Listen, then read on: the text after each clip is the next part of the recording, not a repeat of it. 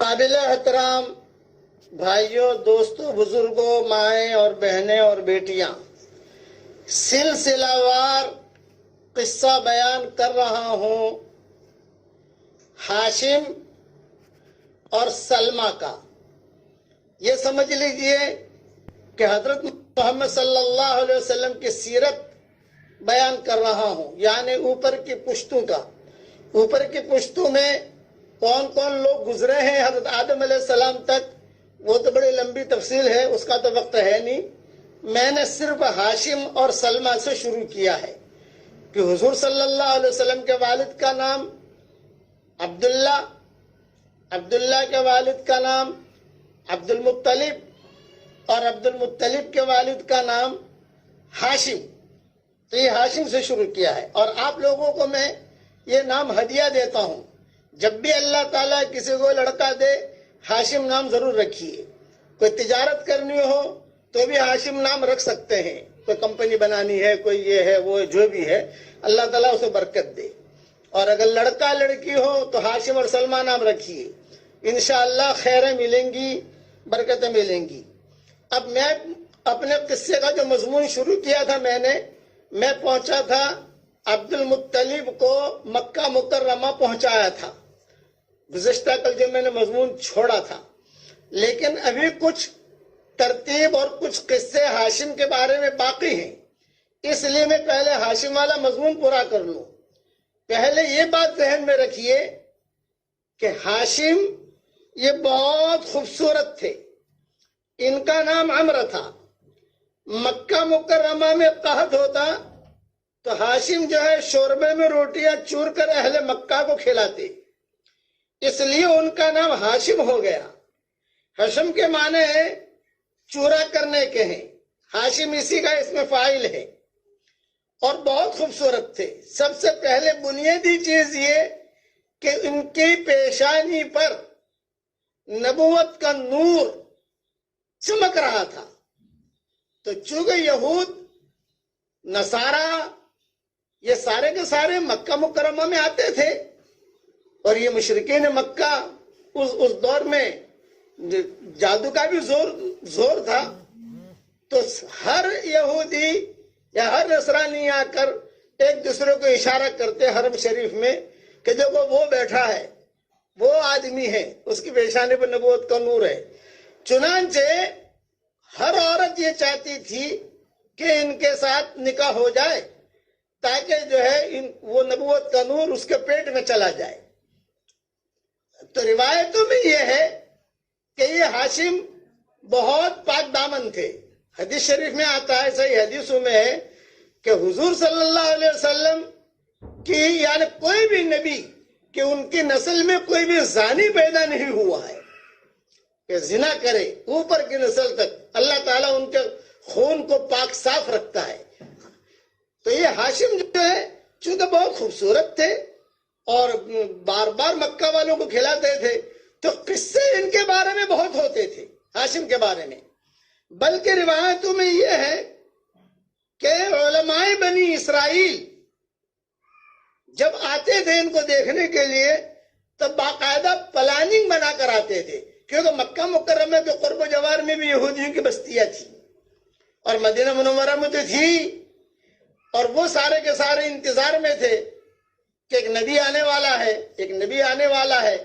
تو وہ آتے تھے اور آ کر جب آپ کو دیکھتے تو سجدہ کرتے اور آپ کے ہاتھوں کو بوسہ دیتے۔ یہ صحیح علماء نے لکھا ہے سیرت کی کتابوں میں کہ وہ تو سارے لوگ تعجب کرتے کہ بھئی ہاشم کو سجدہ کیوں کر رہے ہیں؟ ابھی تو اسلام آیا نہیں تھا، اور اس وقت میں سرداروں کو سجدہ کیا جاتا تھا۔ یہاں تک کہ قبائل عرب اور علماء بنی اسرائیل نکاح کے لیے اپنی لڑکیاں ہاشم پر پیش کرتے تھے۔ یہاں تک کہ قصہ ہوا کہ ہرقل روم شاہ روم نے ہاشم کو خط لکھا کہ مجھ کو آپ کے جود و کرم کی اطلاع پہنچی ہے، اور میں نے سنا ہے کہ تم بہت خوبصورت بھی ہو، اور میں نے سنا ہے کہ تم جو ہے لوگوں میں سخاوت بھی کرتے ہو، تو میری خواہش ہے کہ اپنی شہزادی کو جو حسین و جمال میں یگانہ روزگار ہے نا، بہت خوبصورت ہے، میری بیٹی شہزادی ہے، تو آپ کے زوجیت میں دینا چاہتا ہوں، آپ یہاں روم آ جائیں تاکہ آپ سے شہزادی کا نکاح کر دوں۔ تو ہاشم کو جب یہ خط پہنچا، اصل میں خط اس کو کیسے پتا چلا ہرقل روم کو؟ وہ تو روم میں بیٹھا ہے کہ یہ آدمی ایسا، وہ علماء بنی جو بڑے بڑے علماء تھے یہودیوں کے، نصارہ کے، اور پھر اس وقت میں ستاروں کا علم بھی تھا، علم نجوم جسے کہتے ہیں، یہ اس زمانے میں بہت عام تھا۔ وہ ستاروں کے علم سے بھی جانتے تھے کہ بھی کوئی ایک ہاشم نامی آدمی ہے، اور جو ہے وہ بہت خوبصورت ہے، اور پیشانی پر نبوت کا نور ٹپک رہا ہے، بس اس کی پیشانی پر تو عجیب روشنی ہے۔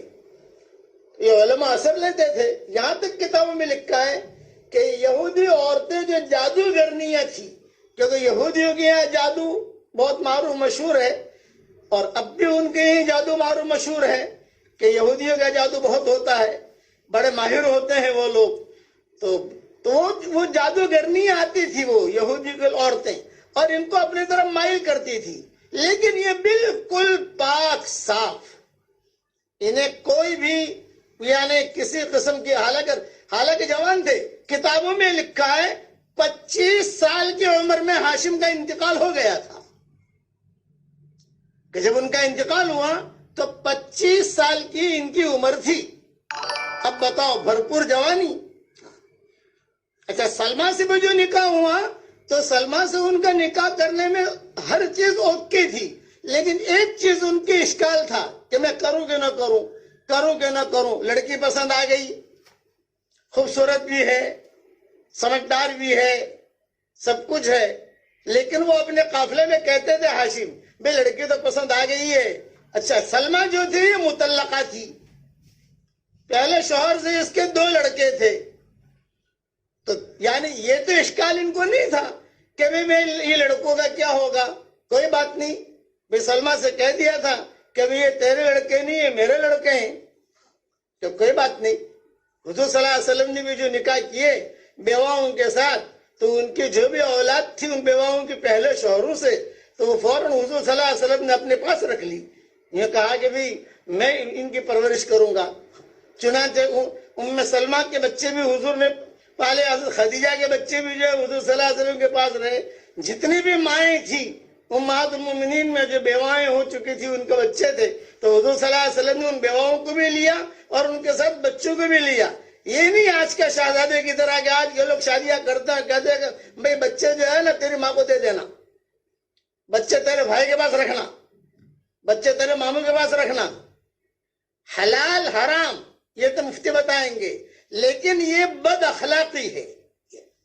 تو ہاشم نے ہر قسم کی چیزیں مان لی، ہرقل روم کو خط لکھ دیا بھی میں تیری لڑکی سے نکاح نہیں کر سکتا، لیکن سلمہ کے ساتھ نکاح کرنے میں ایک اشکال تھا ہاشم کو، جنہوں نے جو اپنے ساتھیوں سے جو قافلے میں تھے ان سے کہا، اور وہ اشکال یہ تھا کہ عرب میں بہت معروف مشہور چیز ہے، اب بھی ہے، اور حضور صلی اللہ علیہ وسلم کے زمانے میں وہ قصے ہوئے کہ مکہ کی عورتیں اور مکہ کے مرد، مدینہ کی عورتیں اور مدینہ کے مرد، تو یہ مشہور تھا، اور حدیثوں میں اس کے قصے بہت آتے ہیں جو ابھی کہنے سننے کا وقت نہیں اس کا، کہ مکہ میں مرد غالب رہتا تھا عورتوں پر، مدینہ میں عورتیں غالب رہتی تھی مردوں پر۔ اب یہ ہاشم مکہ کے، یہ سلمہ مدینہ کی، تو انہیں یہ ہوا کہ یار میں سلمہ پسند تو آ گئی ہے، میں نکاح بھی کر لوں، لیکن اگر ریورس کرنٹ ہوا تو، ریورس کرنٹ کا مطلب یہ کہ بھی یہاں کی عورتیں غالب رہتی ہیں، اور پتہ نہیں یہ جوڑا نبھے نہ نبھے، یہ انہیں ایک اشکال تھا۔ ایک اپنی یہ بھی بات علماء دل کا ہے، اسی لیے حضرت عمر رضی اللہ تعالیٰ نے بھی کہا کرتے تھے حضور صلی اللہ علیہ وسلم سے، میں پہلے بہت بیان کر چکا ہوں کہ حضور نے کہا کہ حضور سے کہا کہ حضرت ہم مکہ مکرمہ میں تھے تو ہماری عورتیں ہمارا بہت کہنا مانتی تھی اور بہت ہی زیادہ ہماری خدمت کرتی تھی، اب مدینہ منورہ میں جب ہماری مکہ کی عورتیں آ گئیں تو انصار کی عورتوں کو دیکھ کر یہ بھی شیرنیاں بن گئی ہیں، یعنی یہ بھی جو ہے مدنی رنگ آ گیا. تو حجاز میں یہ چیز مشہور تھی کہ مکہ میں مرد غالب اور مدینہ میں عورت غالب. اس لیے مدینہ کی عورتوں سے شادی کرتے ہوئے یہ جو ہے سلمہ سے شادی کرتے ہوئے یہ تھوڑے سے جھجکنے لگے ہاشم. لیکن چونکہ ان کے ساتھ سمجھدار آدمی تھے, کتابوں میں یہ بھی لکھا ہے کہ انہیں اپنی قوم کا ہاشم کو بہت ہی فکر تھا. چنانچہ ہاشم مکہ مکرمہ میں رہ کر اپنی قوم کے لیے سارے مکہ والوں کو جمع کیا. ہاشم نے سارے مکہ والوں کو, اور مکہ والوں کو جمع کر کے کہا کہ دیکھو یہاں پر جو ہے کوئی روزی روٹی کا انتظام زیادہ نہیں ہے. لوگ عمرے کے لیے آتے ہیں, حج کے لیے آتے ہیں, اور یہ سارے کے ساری دنیا سے لوگ آتے ہیں, لیکن تم لوگ تو جو ہے بھوک مری کی زندگی گزار رہے ہو, قحط سالی کی زندگی گزار رہے ہو. چلو مکہ چھوڑو اور نکلو. چنانچہ سردیوں میں انہیں یمن کی طرف پلاننگ بنائی ہاشم نے کہ سردیوں میں یمن کی طرف چلو اور گرمیوں میں شام کی طرف چلو. تو یہ لوگ جو ہے گرمیوں میں شام کی طرف جاتے تھے. شام کا علاقہ وہاں کا کشمیر ہے, جیسے ہمارے یہاں کا کشمیر ہے, شملہ ہے, ٹھنڈا ہے تھوڑا علاقہ. یہ غزہ, فلسطین, یہ شام, اس میں ٹرکی بھی آ گیا وہ بھی شام تھا, اس میں فلسطین بھی آ گیا وہ بھی شام تھا, اور بیت المقدس تو تھا ہی, وہ تو سدا بہار تھا. تو یہ ہاشم نے ہی سارے مکہ والوں کو جمع کر کے یہ ترتیب بنائی. اب جب سلمہ سے نکاح ہوا, بہت خدمت کی سلمہ نے, حمل ٹھہرا. حمل ٹھہرنے کے بعد یہ ہاشم جب غزہ گئے اور 25 سال کی عمر میں ان کا انتقال ہو گیا. کتابوں میں یہ لکھا ہے کہ بہت کئی مہینوں تک ہاشم کا کچھ پتہ ہی نہیں چلا کہ ہاشم کہاں ہے, کئی مہینوں تک. کیونکہ اس زمانے میں اتنے سفر لمبے لمبے ہوتے تھے. اچھا, اسی کے بارے میں یہ لإلاف قریش إيلافهم رحلة الشتاء والصيف فليعبدوا رب هذا البيت الذي أطعمهم من جوع وآمنهم من خوف. یہ آیتیں جب حضور صلی اللہ علیہ وسلم کو نبوت ملی تو یہ آیتیں اسی قصے میں نازل ہوئی کہ ہاشم نے جو ترتیب بنائی تھی اس میں یہ آیتیں نازل ہوئی. میں اس میں آپ کو ایک ہدیہ دے دیتا ہوں, ایک ہدیہ سن لو, ایک ہدیہ سن لو. بعد میں میسج مت کرنا, بعد میں دھیان سے سنتے نہیں ہے, بعد میں میسج کرتے ہیں. علماء نے لکھا ہے کہ ہر فرض نماز کے بعد 7 مرتبہ اگر کوئی آدمی یا کوئی عورت لإلاف قریش والی صورت پڑھنے کی عادت ڈال دے, سنتوں کے بعد, نفلوں کے بعد, تسبیحوں کے بعد, انشاءاللہ قیامت تک کی آنے والی اس کی نسلوں میں فقر نہیں آئے گا, بھوکے نہیں رہیں گے وہ. اور بعض علماء نے لکھا ہے کہ دین بھی آئے گا, دنیا بھی آئے گی, کیونکہ اس میں کیا دونوں چیزیں ہیں, بھوک سے بھی بچاؤ اللہ کرے گا, اور فَلْيَعْبُدُوا رَبَّ هَذَا الْبَيْتِ, کس گھر والے کی عبادت کرو, وہ عبادت بھی آئے گی. اس لیے یہ میری طرف سے ہدیہ ہے, اس کا معمول بنا لو. ہر فرض نماز کے بعد 7 مرتبہ لإلاف قریش جو ہے آپ پڑھ لیا کرو, لیکن سنتوں کے بعد. میں نے بہت پہلے اپنے سبق میں, واٹس ایپ کے سبق میں نے کہا تھا, تو کئی لوگوں نے پڑھنا شروع کیا. اللہ کے فضل و کرم سے ان لوگوں کو بہت فائدہ ہوا الحمدللہ. خود انہوں نے مجھے کہا کہ بھی ہمیں بہت فائدہ ہوا اس سے. اچھا, یہ ہاشم چونکہ معروف آدمی تھے, خدا کی شان کہ جب بھی حج کا زمانہ آتا تو ہاشم اعلان کر دیتے. اب میں آپ کو حج کیسے سمجھاؤں کہ اس زمانے میں حج کیسے ہوتا تھا, کبھی وقت ملا تو انشاءاللہ سمجھاؤں گا کہ مشرکین حج کیسا کرتے تھے. یہ حج شروع سے چلا آ رہا ہے. یہ حج کے مہینے میں وہ آتے تھے اور مزدلفہ میں آ کر گانے سنتے تھے, مزدلفہ بھی ٹھہرتے تھے, مینا بھی جاتے تھے, عرفات بھی جاتے تھے. تو یہ ہاشم کہتے تھے تم آئے ہو, تم سارے کے سارے میرے مہمان, پہلے اللہ کے مہمان, بعد میں میرے مہمان. اور ہاشم اعلان کرتے تھے حج کے زمانوں میں مکہ مکرمہ میں, اور اعلان یہ کرتے تھے اللہ کے مہمان آئے ہیں, اپنے اپنے گھروں کو چھوڑ کر پہاڑوں پر چلے جاؤ. سارے کے سارے مکہ والے مکہ چھوڑ کر چلے جاتے تھے, ان کے کہنے کے اوپر, ہاشم کے کہنے کے اوپر چلے جاتے تھے, اور مکہ کے گھر خالی. اور یہ بھی کہتے تھے اپنے گھر خالی کر کے چلے جاؤ, چابیاں رکھ لو وہاں باہر, اور خالی گھر چھوڑ کے مت جانا, بلکہ اس میں اناج بھر کے جانا. کوئی 1 مہینہ ٹھہرنا چاہے، کوئی 2 مہینہ ٹھہرنا چاہے، تو یہ ہاشم ترغیب دیتے تھے، اس لیے ان کی مقبولیت بہت تھی، اور بڑے بڑے علماء ان کو دیکھنے کے لیے آتے تھے۔ بلکہ بعض کتابوں میں لکھا ہے کہ بڑے بڑے علماء، پادری، یہ کبھی اپنے گرجا گھروں سے نکلتے نہیں تھے، لیکن جب سنا کہ ایک ہاشم نامی ایک آدمی ہے مکہ مکرمہ میں، تو چلو جا کے دیکھتے ہیں۔ تو کبھی ہاشم سفر کے لیے گئے ہوتے، کبھی اونٹوں کو چرانے کے لیے گئے ہوتے، کبھی مشغول ہوتے، تو یہ علماء ایک ایک دن، 2 دن جو ہے وہاں مکہ میں قیام کرتے ان کا چہرہ دیکھنے کے لیے۔ اور ہاشم کی بیٹھک کہاں تھی؟ جہاں آج کل ملتزم ہے وہیں پر یہ ہاشم ٹیک لگا کے بیٹھتے تھے۔ لوگ کہتے تھے کبھی ہاشم جو ہے، کون بھی ہاشم، یہ کہا دیکھو آپ کو جو ہے ملتزم کے پاس ٹیک لگائے ہوئے ملیں گے، وہ بیٹھے ہوئے ملیں گے۔ اب سلمہ سے ان کا نکاح ہوا، 25 سال کی عمر میں ان کا انتقال ہو گیا۔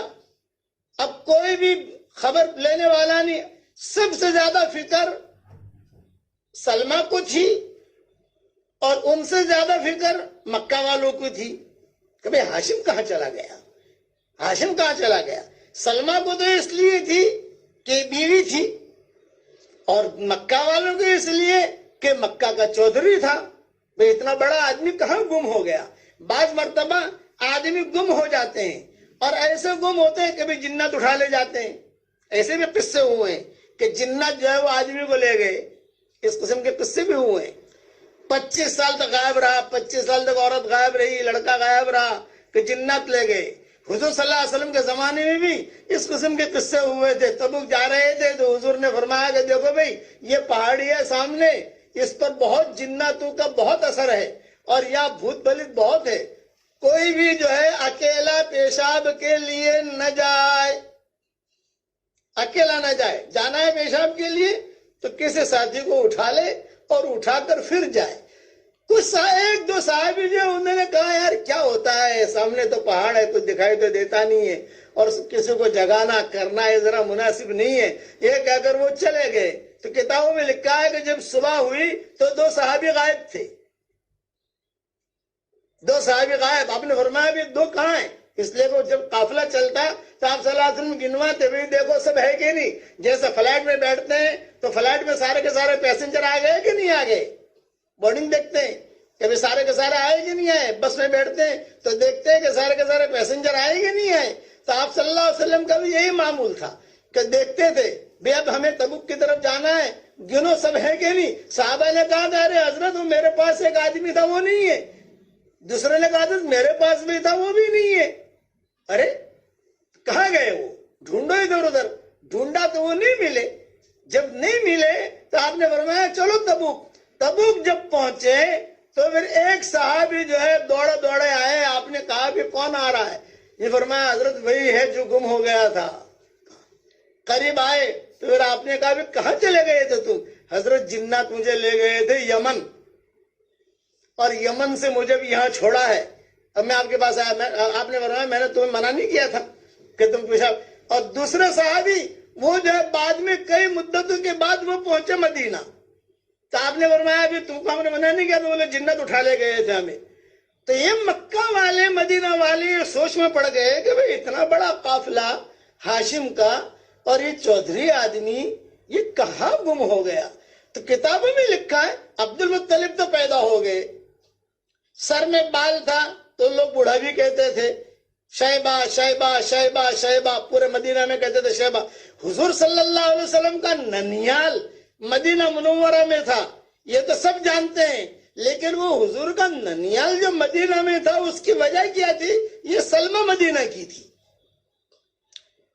کہ آپ صلی اللہ علیہ وسلم کے جو ہاشم ہے، یعنی آپ کے دادا میں، انہوں نے یہاں شادی کی تھی، اس وجہ سے جو ہے یہاں حضور کا ننیال۔ پھر بعد میں جو ہے تعلقات بڑھتے رہے، وہ آگے تفصیل میں آئے گا انشاءاللہ۔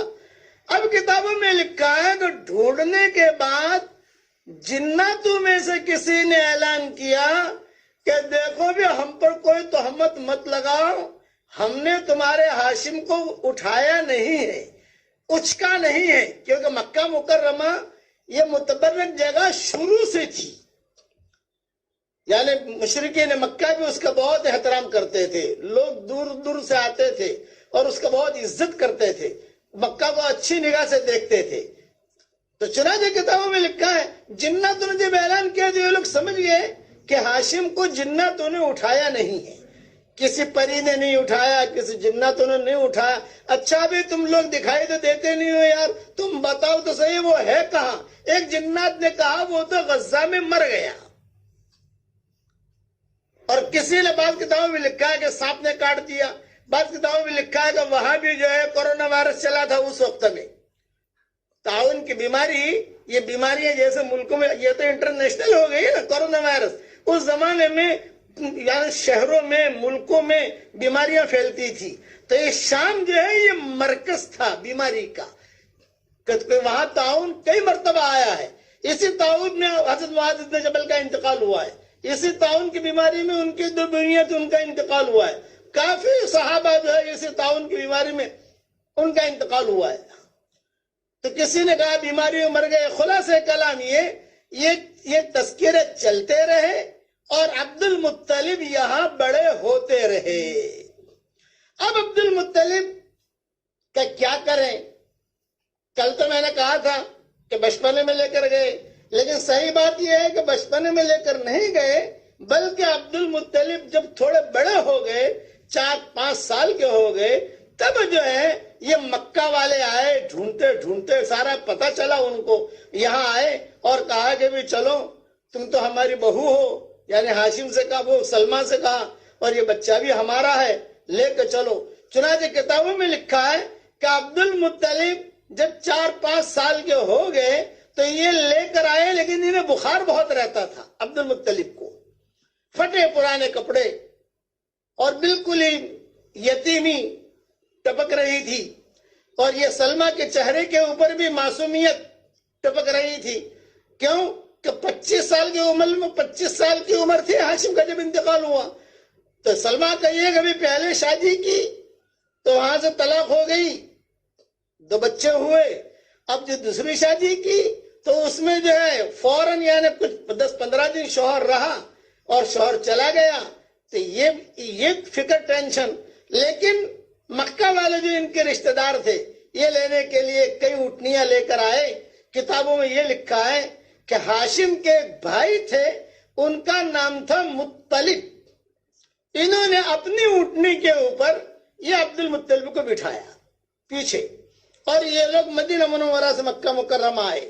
جب مکہ مکرمہ داخل ہونے لگے تو مکہ میں اعلان ہو گیا, ہاشم آ گیا, ہاشم آ گیا, ہاشم آ گیا. ہاشم تو نہیں آیا تھا, ہاشم کا تو انتقال ہو گیا تھا, لیکن یہ کہ بھی اس کی بیوی آ گئی, دلہن آ گئی, بھی اس کا بیٹا بھی آ گیا. ہاشم چونکہ بہت ہی سمجھدار تھے, جب وہاں انہوں نے شادی کی مدینہ میں, تو کتابوں میں یہ بھی لکھا ہے پورے مدینہ والوں کی انہوں نے دعوت کی, ولیمہ کیا ہاشم نے پورے مدینہ والوں کا. اور کتابوں میں یہ بھی لکھا ہے کہ جب نکاح ہوا سلمہ سے تو ہاشم نے یہ بھی کہا کہ بھی یہاں کی عورتیں غالب رہتی ہیں, میں مکہ مکرمہ کا ہوں. بقیہ تفصیل کل پوری کروں گا انشاءاللہ. لو مفتی صاحب تھوڑا بیان کر لو اپنا.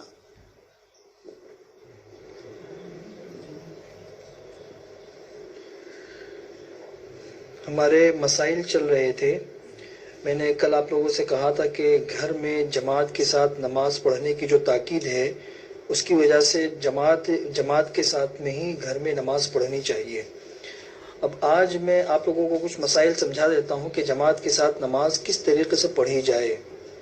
جب جماعت ہوتی ہے تو ظاہر سی بات ہے اذان کے بعد اقامت ہوتی ہے, تو اقامت جو ہے وہ گھر کے اندر گھر کا جو بڑا بالغ مرد ہے وہی کہے گا, اور اگر گھر کے اندر کوئی بالغ مرد نہیں ہے اور نابالغ بچے ہیں تو جو امام ہے وہ امام خود اقامت کہے گا, کوئی حرج نہیں ہے. لیکن گھر کی جو عورتیں ہیں وہ اقامت نہ کہے, ان کا اقامت کہنا بہتر نہیں ہے.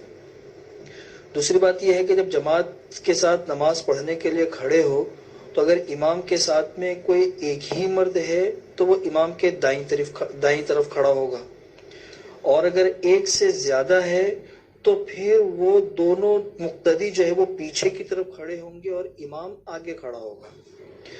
جیسے ایسا ہے کہ امام نماز پڑھا رہا ہے, ایک ہی مقتدی ہے, وہ دائیں طرف کھڑا ہوا تھا اور نماز کے درمیان میں ہی کوئی اور مرد آ گیا, تو اب دونوں باتوں کی اجازت ہے کہ یا تو امام تھوڑا سا چل کر آگے چلا جائے، یا مقتدی جو ہے آگے جو امام کی دائیں طرف کھڑا ہوا ہے وہ پیچھے کی طرف آ جائے۔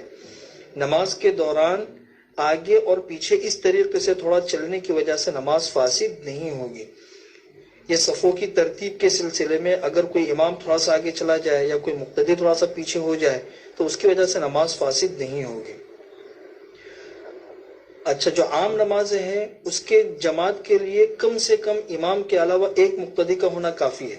اگر امام کے علاوہ کوئی ایک بھی مقتدی ہے تو جماعت ادا ہو جائے گی، ایک سے زیادہ ہو تو بہت اچھا ہے۔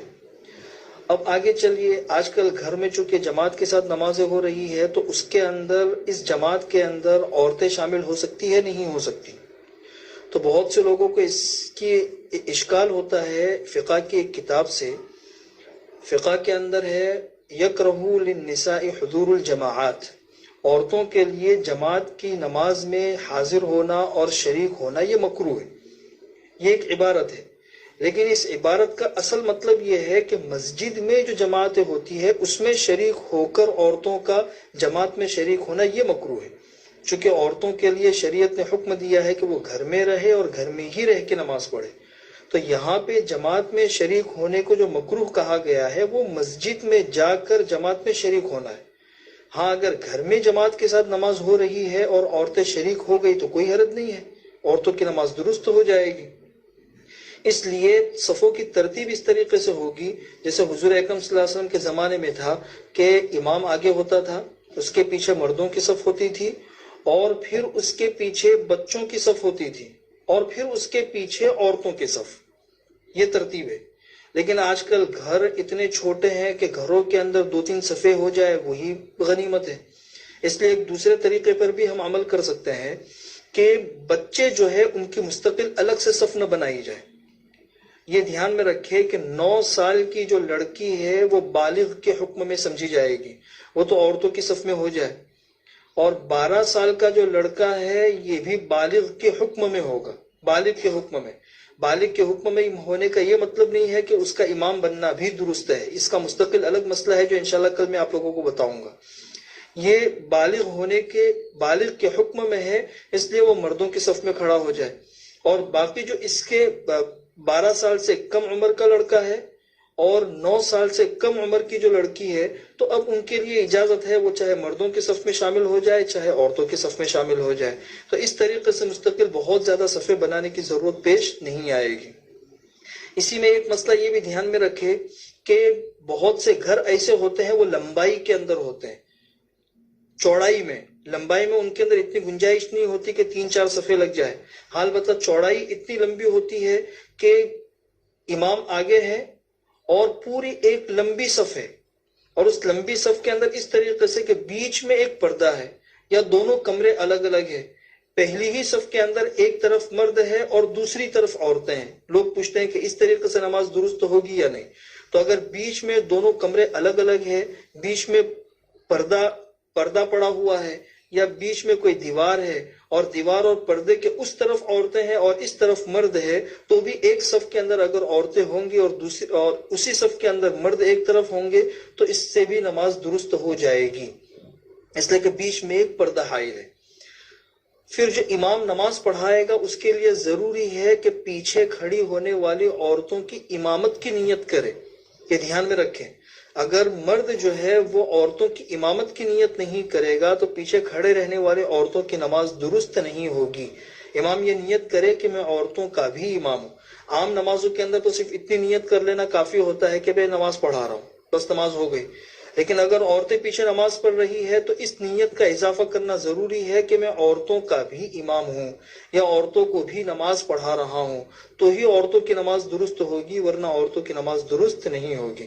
اس سے متعلق کچھ اور مسائل ہیں، انشاءاللہ وہ کل آپ لوگوں کو بتا دوں گا۔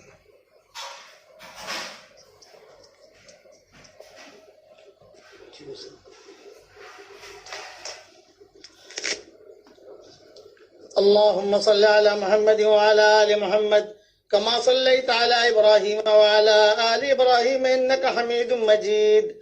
اللهم لك الحمد كله ولك المن كله، لك الشكر كله ولك الملك كله، لك الخلق كله ولك الفضل كله، وإليك يرجع الأمر كله وإليك يصعد الكلم الطيب كله لك الحمد بالإسلام لك الحمد بالإيمان لك الحمد بالقرآن لك الحمد حتى ترضى لك الحمد إذا رضيت لك الحمد بعد الرضا اللهم لك الحمد على سابغ نعمك اللهم لك الحمد حمدا كما ينبغي لجلال وجهك وعظيم سلطانك يا لطيفا بخلقه يا عليما بخلقه يا خبيرا بخلقه الطف بنا يا لطيف يا عليم يا خبير يا لطيفا بخلقه يا عليما بخلقه يا خبيرا بخلقه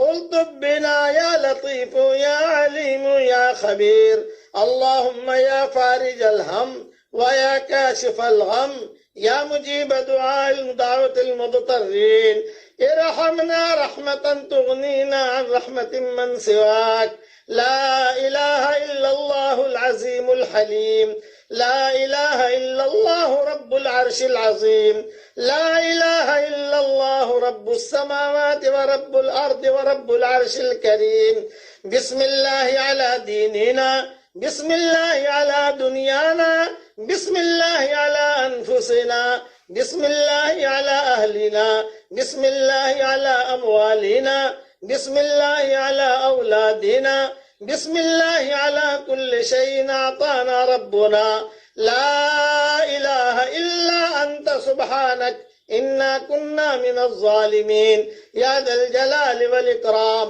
اے اللہ ہمارے گناہوں کو معاف فرما، اے اللہ ہمارے خطاؤں سے درگزر فرما، اے اللہ جو بھی پریشان حال ہو ان کے پریشانیوں کو دور فرما. اے اللہ یہ رمضان کا مبارک مہینہ آیا ہے، اے اللہ ہمیں اس کی قدر کرنے کی توفیق عطا فرما. اے اللہ کہیں حشر کے میدان میں یہ نہ کہہ دیا جائے کہ سوائے بھوک اور پیاس کے تمہیں کچھ بھی نہیں ملا ہے. اے اللہ اس بدبختی سے تو ہماری حفاظت فرما. یہ مبارک مہمان حشر کے میدان میں ہماری موافقت میں گواہی دے رہا ہو، مخالفت میں گواہی نہ دے رہا ہو، تو اس کی غیب سے صورت شکل پیدا فرما. اے اللہ اگر آپ نے ہمارا نام سعید اور نیک بختوں میں لکھا ہو تو ہمارا نام انہی میں لکھے رکھیو، اور اگر آپ نے ہمارا نام شقی اور بدبختوں میں لکھا ہو تو ہمارا نام ان کی فہرست سے مٹا دینا، اور نیک لوگوں کے فہرست میں ہمارا نام لکھ لینا. لکھنا بھی آپ کا کام ہے، مٹانا بھی آپ کا کام ہے، لوح قلم بھی آپ کے پاس ہے.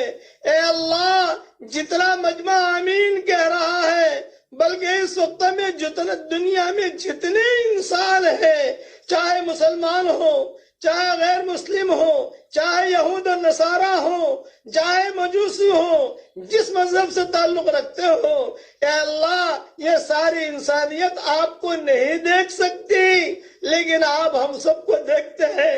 اگر ہم سب آپ کو دیکھ لیتے تو اے اللہ سب آپ کے پاؤں پکڑ لیتے، آپ کا ہاتھ پکڑ لیتے، اور جب تک ہماری پریشانیاں دور نہ ہوتی یہ مجمع آپ کو ہرگز نہ چھوڑتا.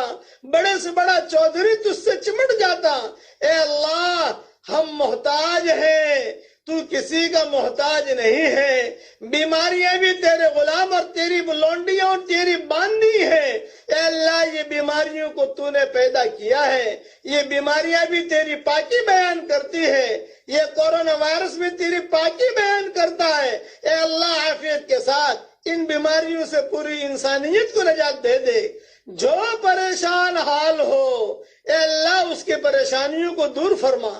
اچانک کا خیر ہمیں نصیب فرما، اچانک کے شر سے تو ہماری حفاظت فرما. ہمارا کھویا ہوا دین ہمیں واپس دے دے.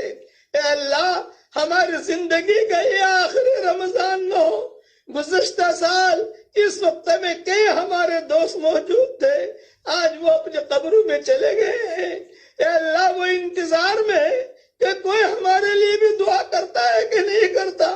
کسی کے باپ کا انتقال ہو چکا ہے، کسی کی ماں کا انتقال ہو چکا ہے، کسی کی پیاری بیوی کا انتقال ہو چکا ہے، کسی کے شوہر کا انتقال ہو چکا ہے، کسی کے بھائی اور بہن کا انتقال ہو چکا ہے. وہ انتظار میں کوئی ہمیں یاد کرتا ہے کہ نہیں کرتا. اے مولا کریم جتنے مسلمان اسلام کی حالت میں دنیا سے رخصت ہوئے ہوں ان سب کی قبروں کو تو نور سے منور فرما، ان کے درجات کو بلند فرما، کروٹوں انہیں آرام نصیب فرما، ان کے ہڈی ہڈی کو جنت نصیب فرما۔ اے اللہ ہمارے ماں باپ کی مغفرت فرما۔ یہ مجمع جو آمین کہہ رہا ہے، کسی کے باپ کا انتقال ہو چکا ہے، کسی کے ماں کا انتقال ہو چکا ہے، اور کسی کے ماں اور باپ دونوں کا انتقال ہو چکا ہے۔ اے اللہ ان کی قبروں کو تو نور سے منور فرما دے، ان کے درجات کو بلند فرما دے۔ اے اللہ بار بار ہمیں مبارک گھڑیاں مل رہی ہوں، تو اس کے غیب سے صورت شکلیں پیدا فرما۔ اے اللہ حجر اسود کے برکت سے ہماری پریشانیوں کو دور فرما۔ اے اللہ حروف مقطعات کی برکت سے ہماری پریشانیوں کو دور فرما۔ قرآن میں جو حروف مقطعات ہیں، الف لام میم کی برکت سے، الف لام را کی برکت سے، حامیم عین سین قاف کی برکت سے، کاف ہا یا عین صاد کی برکت سے، طٰہٰ کی برکت سے، یاسین کی برکت سے، قاف کی برکت سے، نون کی برکت سے، اور اللہ حمیم کی برکت سے جتنے بھی حروف مقطعات ہیں ہم نے کتابوں میں پڑھا ہے کہ یہ حروف مقطعات میں تو نے اللہ بہت بڑی خیریں رکھی ہیں جسے تو جانتا ہے اور کوئی نہیں جانتا۔ اے اللہ پورے قرآن کی برکت سے عافیت سے تو ہم سب کی پریشانیوں کو دور فرما۔ اے اللہ ہواؤں کے ساتھ جو خیریں آتی ہیں وہ خیریں ہمارے لیے مقدر فرما، ہواؤں کے ساتھ جو برائیاں آتی ہیں ان برائیوں سے عافیت سے تو ہماری حفاظت فرما۔ اے اللہ جنت بھی تیری تعریف بیان کرتی ہے، جہنم بھی تیری تعریف بیان کرتی ہے۔ اے اللہ جنت الفردوس کے دروازوں پر ہمارا نام لکھ لے، ریان دروازوں سے ہمارے لیے جنت میں داخلہ مقدر فرما۔ یا حنان یا منان، یا حنان یا منان، ادخلنا الجنت من باب الریان، ادخلنا الجنت من باب الریان۔ اے اللہ ریان دروازے سے ہم سب کے لیے جنت میں داخلہ مقدر فرما، جہنم کی پیٹھوں کے اوپر سے ہمارے ناموں کو مٹا دے۔ اے اللہ تیرے ابواب بندوں میں شامل فرما دے، اولو الالباب میں شامل فرما دے۔ اے اللہ جو آمین کہہ رہا ہے، آمین کہہ رہی ہے، اس کے دل میں جو جائز مرادیں ہوں عافیت سے ان کے جائز مرادوں کو پوری فرما کر اس میں خیر کی شکلیں اور صورتیں پیدا فرما۔ اے اللہ جو بیمار ہوں ہسپتالوں میں ہیں، اے اللہ گھروں پر بیمار ہیں ان کو شفا کاملہ عاجلہ دائمہ مستمرہ عطا فرما۔ جن کے لڑکے اور لڑکیاں شادی کے لائق ہیں، غیر شادی شدہ ہیں، بہترین جوڑوں کا ان کے لیے انتظام فرما۔ جو بے اولاد ہیں نیک صالح اولاد انہیں نصیب فرما۔ اے اللہ کوئی کورونا وائرس کی بیماری میں مبتلا ہے، کوئی کینسر کی بیماری میں مبتلا ہے، کوئی ڈائبٹیز کی بیماری میں مبتلا ہے، کوئی گردے کی بیماری میں مبتلا ہے، کوئی گھٹنوں کی بیماری میں مبتلا ہے، اے اللہ تو ان سب کے لیے شفا کا فیصلہ فرما دے۔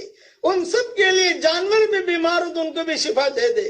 اے اللہ ہمیں خالی ہاتھ واپس نہ لوٹا، تیرے دربار میں کوئی آئے خالی ہاتھ واپس چلا جائے یہ تیری شان کے خلاف ہے، یہ تیرے علو مرتبے کے خلاف ہے، یہ تیری بلندی کے خلاف ہے۔ تیرے دروازے پر 100 کا قاتل آیا، تیرا دروازہ کھٹکھٹایا تو نے کھول دیا، بدکار عورت آئی دروازہ کھٹکھٹایا تو نے کھول دیا۔ اے اللہ تو ہمارے لیے بھی دروازے کھول دے، جنات اور انسانوں کے ہدایت کے فیصلے فرما۔ حضرت محمد صلی اللہ علیہ وسلم نے جتنی خیر کی لائن کی دعائیں مانگی ہیں وہ ساری ہمارے لیے مقدر فرما، اور جن شرور سے پناہ چاہیے ان شرور سے تو ہماری حفاظت فرما، اور اپنے فضل و کرم سے ہماری دعاؤں کو قبول فرما۔ سبحان ربک رب العزت عما یصفون وسلام علی المرسلین والحمد للہ رب العالمین۔